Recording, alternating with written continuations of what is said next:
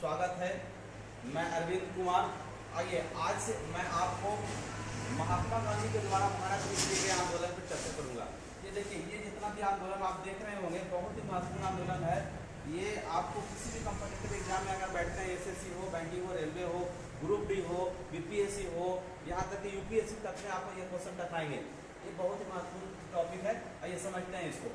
देखिए, महात्मा गांधी जब भारत आते हैं, अगर महात्मा गांधी की बात करते हैं तो ये जब भारत आते हैं, ये भारत आते हैं कब?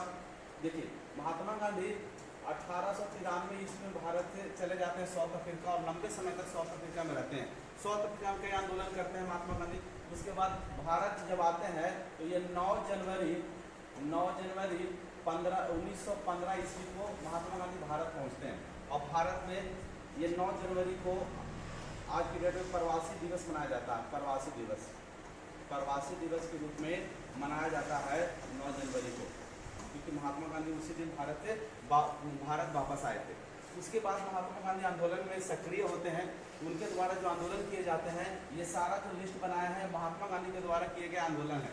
ओके, देखिए आप देख रहे होंगे चंपारण सत्याग्रह, अहमदाबाद मिल मजदूर खेड़ा आंदोलन, खिलाफत आंदोलन, असहयोग आंदोलन, सविनय अवज्ञा आंदोलन, व्यक्तिगत सत्याग्रह और भारत छोड़ो आंदोलन। ये देखते हैं कब और कैसे हुआ, क्या क्या हुआ। दो आइए देखिए, सबसे पहले महात्मा गांधी अगर भारत में कोई आंदोलन किए हैं तो वो चंपारण सत्याग्रह।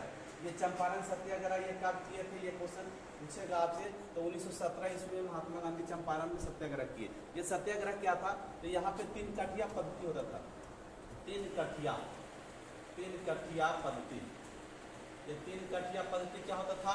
तो किसानों को 20 कट्ठा में, यानी कि 20 कट्ठा का होता है 1 बीघा, 20 कट्ठा में 3 कट्ठा पर नील की खेती करना अनिवार्य था। और इसलिए किसान त्रस्त थे इस व्यवस्था से। किसान चाहते थे कि यह व्यवस्था समाप्त हो। तो महात्मा गांधी यहाँ आए और यहाँ बिना खून खराबा के, बिना हिंसात्मक के आराम से यह आंदोलन सफल हो गया। इसलिए गुरु गोविंद आपका डॉक्टर रविंद्रनाथ टैगोर ने उन्हें महात्मा को उपाधि दिया, क्योंकि यह बहुत बड़ा समस्या चल रहा था। इसका समाधान इतना आसानी से अगर करने वाले ये व्यक्ति हैं तो ये कोई ना कोई महात्मा होंगे। तो महात्मा गांधी को उस समय तक ये केवल मोहनदास गांधी कहलाते थे। तो महात्मा इसी आंदोलन से ये कहलाना शुरू हो गए, चंपारण सत्याग्रह। उसके बाद आंदोलन हुआ अहमदाबाद मिल मजदूर आंदोलन। ये हुआ 1918 ईस्वी में अहमदाबाद मिल मजदूर आंदोलन। मजदूरों के लिए इन्होंने आंदोलन किया था। उस समय बोनस, प्लेग एक बीमारी चल रहा था, उसके लिए मजदूरों को बोनस दिवाना था। तो ये मिल मालिक नहीं चाह रहे थे कि बोनस देना पड़े, इसके लिए महात्मा गांधी ने आंदोलन किया था। तो ये अहमदाबाद मिल मजदूर आंदोलन था। जबकि महात्मा गांधी मिल मालिकों से अच्छा दोस्ती था, उसके बाद भी उन्होंने आंदोलन किया था मजदूरों के लिए। ओके, उसके बाद खेड़ा आंदोलन। खेड़ा में भी ये भी किसान आंदोलन है।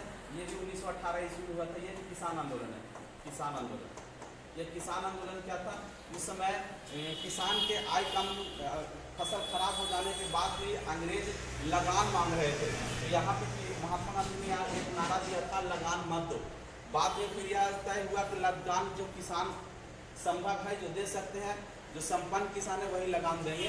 तो फिर लगान दिया गया। तो ये भी आंदोलन काफ़ी सक्रिय, काफ़ी सक्सेसफुल रहा था महात्मा गांधी के द्वारा। ये खिलाफत आंदोलन क्या है? तो खिलाफत आंदोलन 1919 ईस्वी में हुआ था। ये 19 ईस्वी में ये खलीफा के लिए हुआ था। तुर्क में ये खलीफा पोस्ट होता था, उसके लेकर के ये आंदोलन हुआ था, खिलाफत आंदोलन। ये मुस्लिम लोग, भारत के मुस्लिम लोग आंदोलन कर रहे थे। इस आंदोलन को महात्मा गांधी ने अध्यक्षता किया था, क्योंकि महात्मा गांधी चाहते थे कि मुस्लिम भी इस असहयोग आंदोलन, क्योंकि अगले बार असहयोग आंदोलन करना था तो मुस्लिम से सहयोग लेना था। इस वजह से इन्होंने इस आंदोलन के भी सपोर्ट किए थे। ओके, आगे बढ़िएगा तो ये आपको मिलेगा असहयोग आंदोलन। ये असहयोग आंदोलन 1920 ईस्वी में शुरू हुआ था और ये 22 ईस्वी तक चला था। असहयोग आंदोलन बहुत बड़ा आंदोलन था। महात्मा गांधी का कहना था कि ये अगर असहयोग आंदोलन, असहयोग के मतलब होता है सहयोग नहीं करना, असहयोग के मतलब सहयोग नहीं करना। तो इनके इस आह्वान पे जितना लोग सरकारी नौकरी कर रहे थे, जो सरकारी विद्यालय में पढ़ रहे थे, सरकारी कहने के मतलब ब्रिटिश के नियंत्रण में चलने वाले सारे काम को लोग छोड़ चुके थे। विधानसभा में जो काम कर रहे थे वो विधानसभा से इस्तीफा दे चुके थे। तो ये लेकर के महात्मा गांधी को ऐसा लग रहा था, लोगों को भी ऐसा लग रहा था कि कुछ ही दिन में अगर ये आंदोलन चलता रहा तो देश आज़ाद हो जाएगा। लेकिन अंततः एक चौरी चौरा कांड होता है चौरी चौरा कांड की वजह से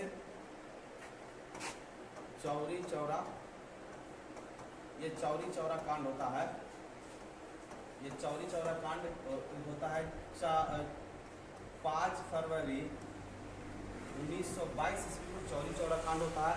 यह चौरी चौरा कांड क्या है? चौरी चौरा यूपी में एक पुलिस स्टेशन है। पुलिस स्टेशन को आंदोलनकारियों ने पकड़ के पुलिस सारे जितना भी कर्मचारी था उन सभी को जला दिया। इसमें से 22 लोगों को मृत्यु हो गया था, 22 लोग इसमें जल के मर गए थे। यह एक बहुत बड़ा घटना था। इस घटना को देखते हुए महात्मा गांधी ने असहयोग आंदोलन को वापस ले लिया। अगर ये क्वेश्चन कई बार पूछा गया है कि महात्मा गांधी ने असहयोग आंदोलन क्यों वापस लिया, तो चौरी चौरा कांड के कारण। ओके, क्योंकि महात्मा गांधी का सिद्धांत ही था अहिंसा, अहिंसा करना, अहिंसा परमो धर्मा, अहिंसा परमो धर्मा, ये महात्मा गांधी का उद्देश्य था। हिंसा नहीं करना है, क्योंकि अगर हिंसा हम करेंगे आंदोलन सफल नहीं होगा, क्योंकि हिंसा हम करेंगे तो हमसे ज़्यादा हिंसा सरकार करेगा।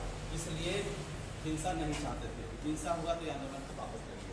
ओके, उसके बाद संविनय अवज्ञा आंदोलन। महात्मा गांधी 22 के बाद लंबे समय तक कोई आंदोलन नहीं करते हैं। महात्मा गांधी लंबे समय तक कोई आंदोलन नहीं करते हैं। ये 30 में होता है सविनय अवज्ञा आंदोलन।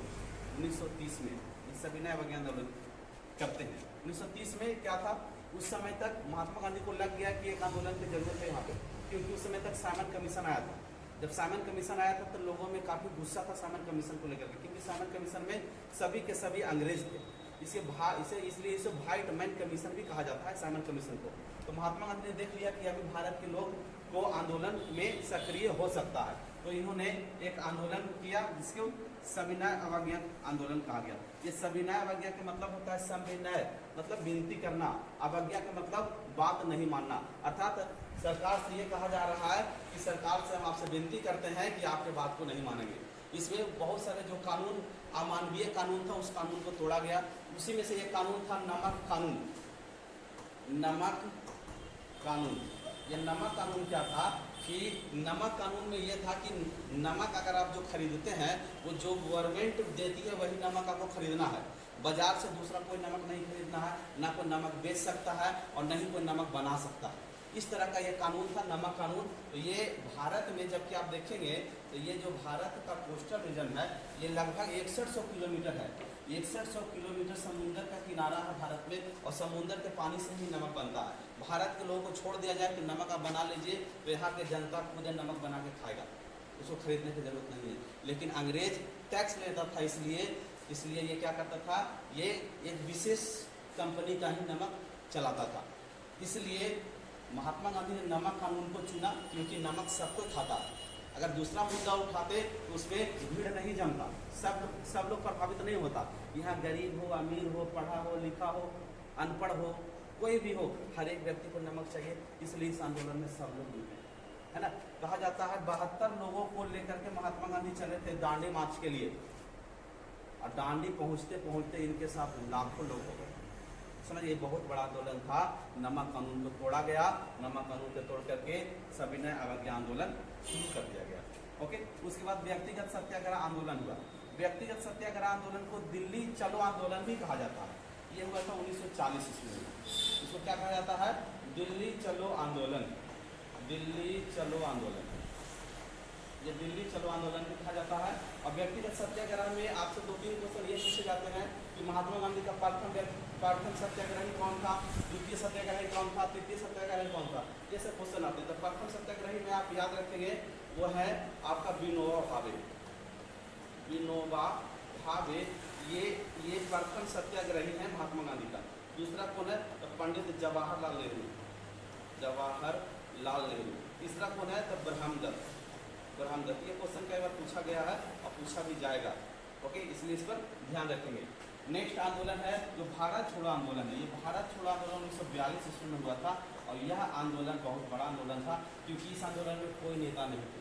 क्योंकि जितना भी बड़े नेता थे सभी को गिरफ्तार कर लिया गया, सभी नेताओं को गिरफ्तार कर लिया गया।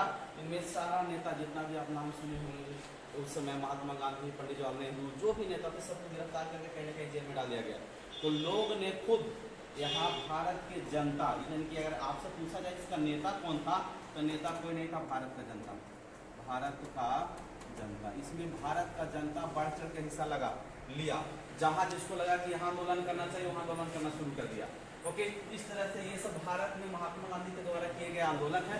तो ये आपको अगर समझ में आया होगा, अच्छा लगा होगा, तो चैनल को सब्सक्राइब करें और वीडियो को लाइक करें, अपने दोस्तों के पास भी भेजें, क्योंकि यह बहुत ही इंफॉर्मेटिव वीडियो होता है और आपका दोस्त का कॉम्पिटिटिव और मजबूत होगा। चलिए, बहुत बहुत धन्यवाद।